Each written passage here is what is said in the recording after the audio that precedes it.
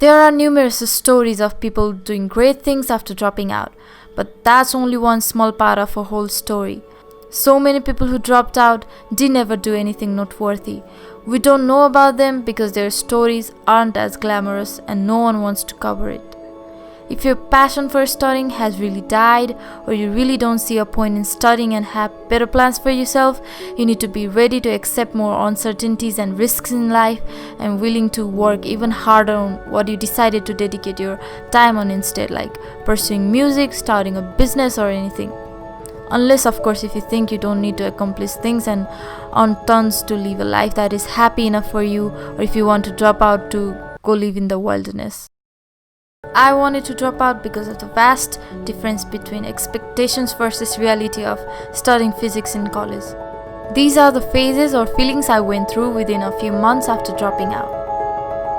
So you dropped out. You're now free, no assignments, no exams, no need to attend any classes. It's now time to sit on your chair and create your own Microsoft Corporation or whatever it is. When the internet is your primary source of knowledge and you're 24 hours on your devices, it's hard to stay focused on work that has no deadlines.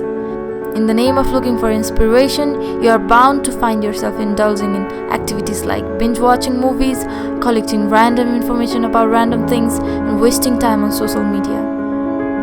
Not only on the internet, now you have the freedom over how you go about your daily activities like eating and exercising. It's hard to build a good habit, but pretty easy to ruin one.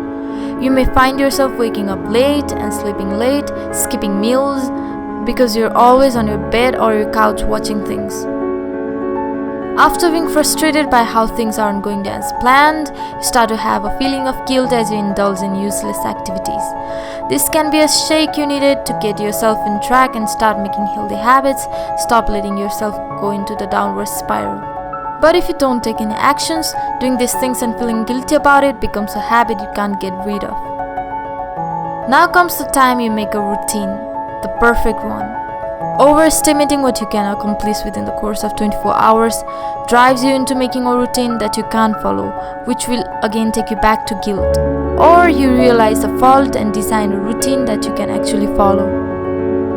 So your life was finally getting a bit steady with some progress going on. Then something happened. You went on vacation, went partying, met a few friends, or just went to see a movie. Even a little change can kick you off track and you'll find yourself wasting more than just a few days. You suddenly realize that it was 6 or 7 days ago you last worked on your project.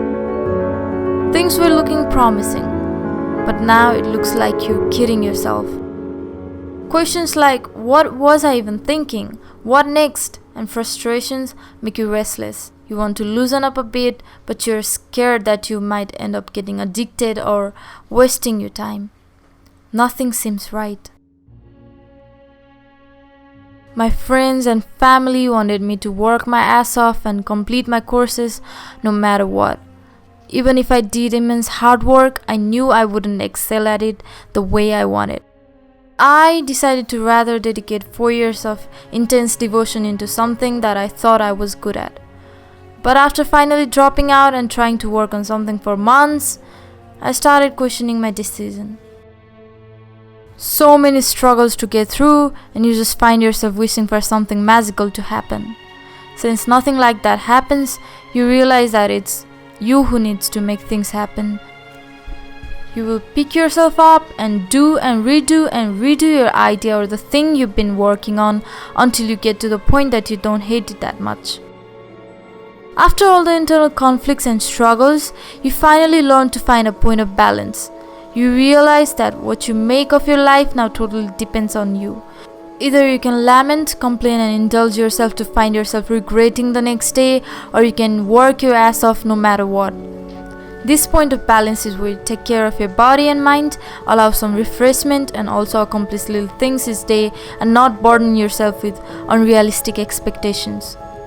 At this phase, you also realize that you don't come up with groundbreaking ideas at once and you just have to start working with whatever you have at the moment. It surely does feel good. Deep inside, we all want to drop out to have a little more fun, work a little less hard and accomplish something huge.